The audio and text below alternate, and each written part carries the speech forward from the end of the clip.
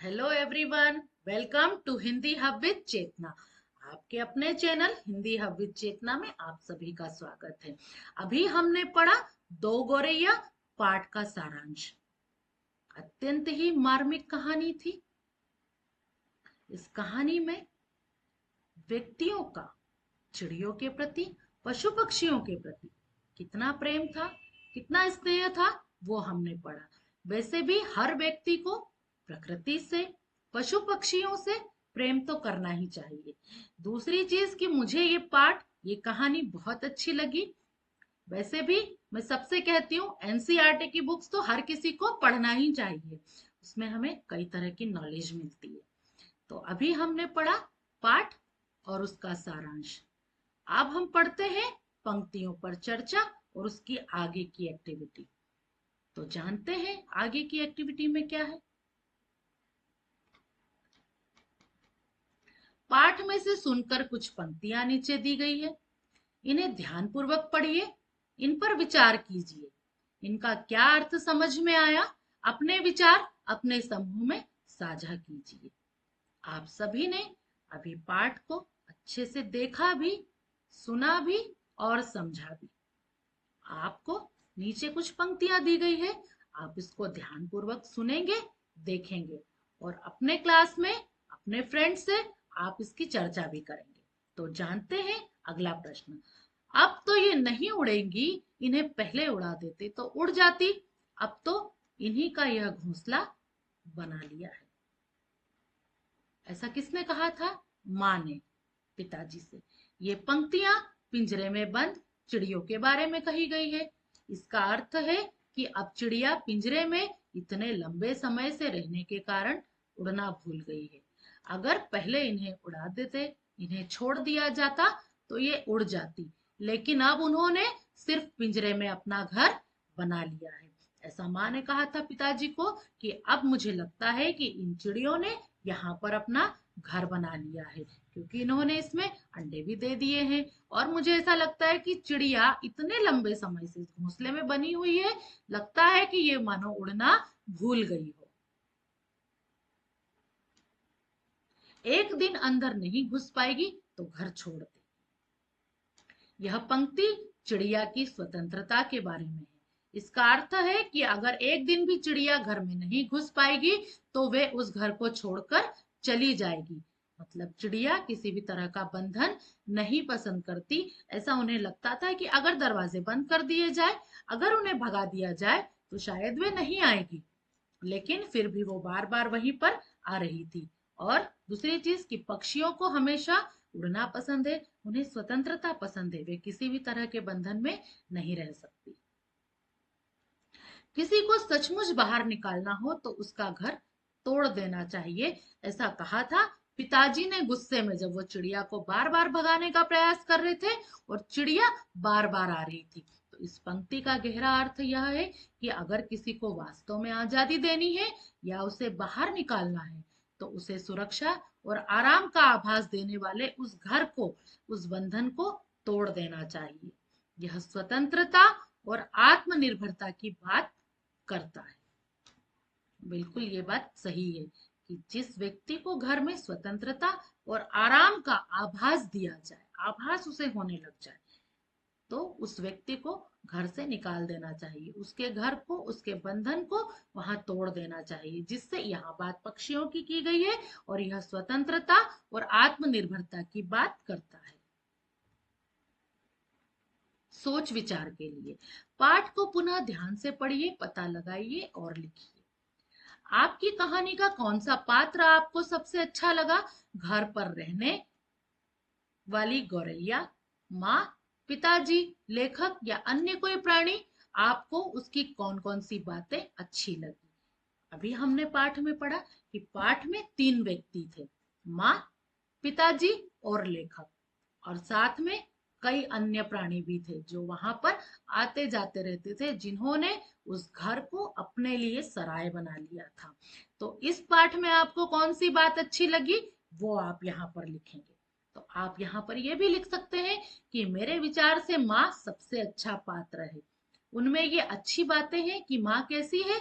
संवेदनशील, पक्षियों की स्वतंत्रता का सम्मान करती है और उन्होंने चिड़ियों को आजाद करने की बात की। जो माँ थी, भले ही बीच बीच में हंस रही हो, लेकिन माँ कैसी थी? संवेदनशील थी, बड़ी ही सेंसिटिव थी। माँ को हंसी मजाक में ही था, लेकिन वो बार बार सोच रही थी कि पक्षी क्यों नहीं जा रहे हैं।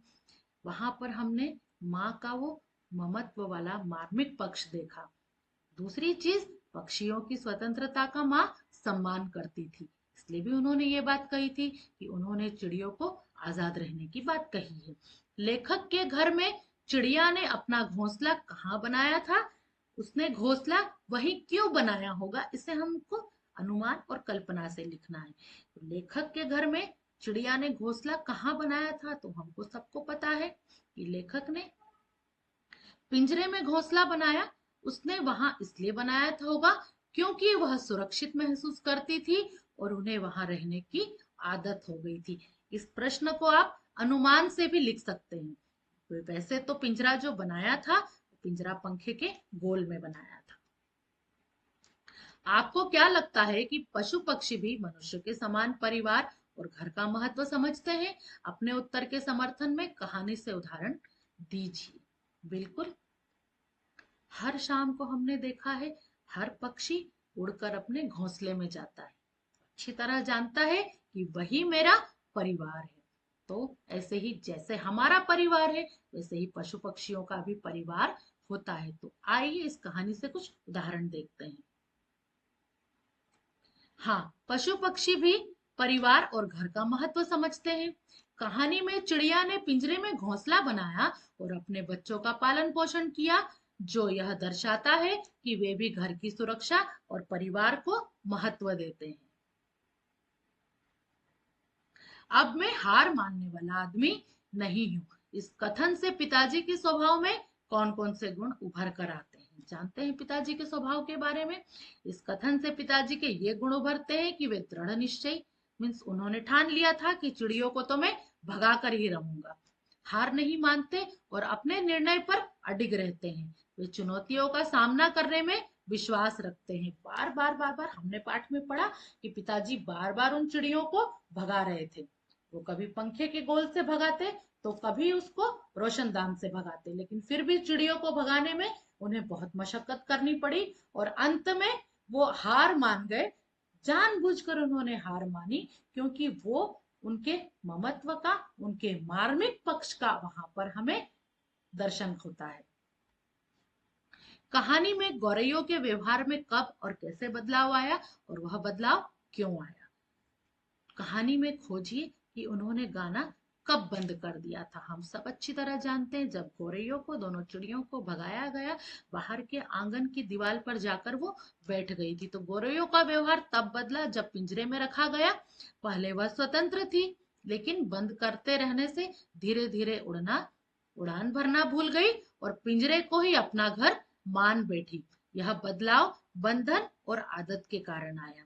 हमने पाठ में यह भी पढ़ा था कि जब बार बार गौरैयों को निकाला जा रहा था, तो रात के समय चिड़िया उड़ जाती थी, सॉरी, दिन में उड़ती थी और रात में वो आंगन के दीवार पर जाकर बैठती थी।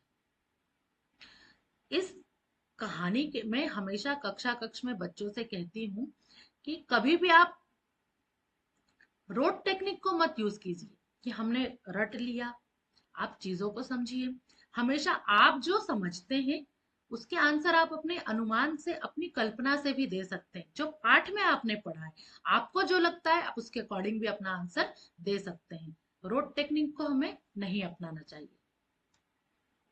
कहानी में गौरैयों ने किस किस स्थानों में घर में प्रवेश किया था, उसकी सूची बनाइए। तो गौरैयों ने जहां जहां प्रवेश किया था, खिड़की में, दरवाजे से, रोशनदान से, दूसरे और छेदों से भी वो आना जाना करती थी।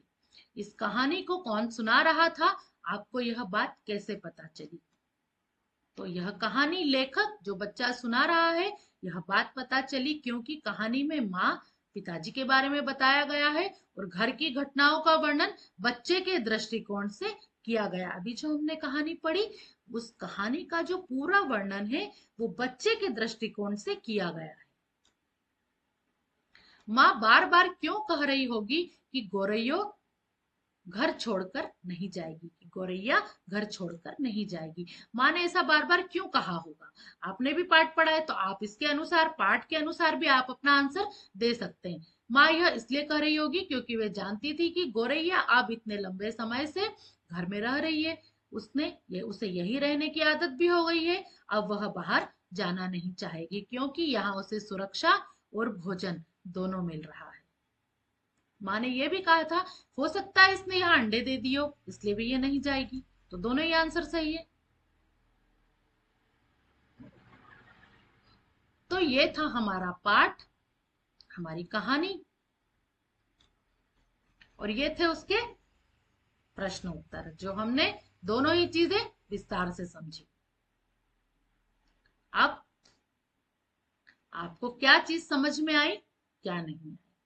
जब भी आप पढ़ते हैं, आप अपने नोट्स बनाने के लिए कॉपी पेन लेकर बैठें। क्या समझ में आ रहा है, आपको कौन सी चीज टफ लग रही है, आप वो नोट्स भी बना सकते हैं ताकि आप पूछ सकें। आप मुझे बताइए, आपको इस चैनल पर पढ़ना कैसा लगता है? जब आप मुझे अपना फीडबैक देंगे तभी तो मैं कंटिन्यू कर पाऊंगी। तो चलिए, तब तक के लिए हम मिलते हैं अगले वीडियो पर, और आप देखते रहिए Hindi hub with Chetna. Good day.